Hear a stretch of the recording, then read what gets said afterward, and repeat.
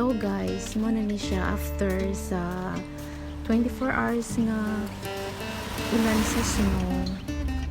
Pagkabuntag, nagbaktas na dayon ko padulong sa work. So mo na ni siya guys, akong nakuha nga video.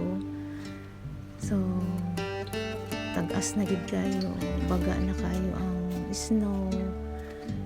Padulong ko ani sa work that nga nagbaktas ko. So guys, grabe na katugnaw. 30 minutes ko ana nagbaktas padulong sa akong work. And nakita niyo nga na kaskas na sila og mga snow, panguha na nila mga kuan kay dili naman nakaagi ang mga sakyanan. Nya slide na kayo.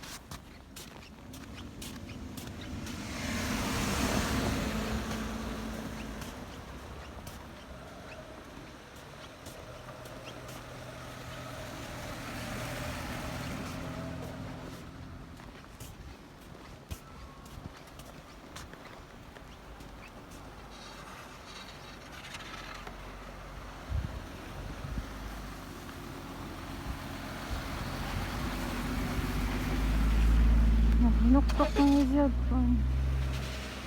Hinuktok na haluin.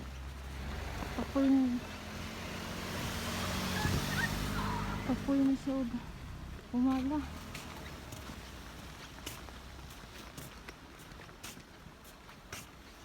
Ayan po yung mga bata.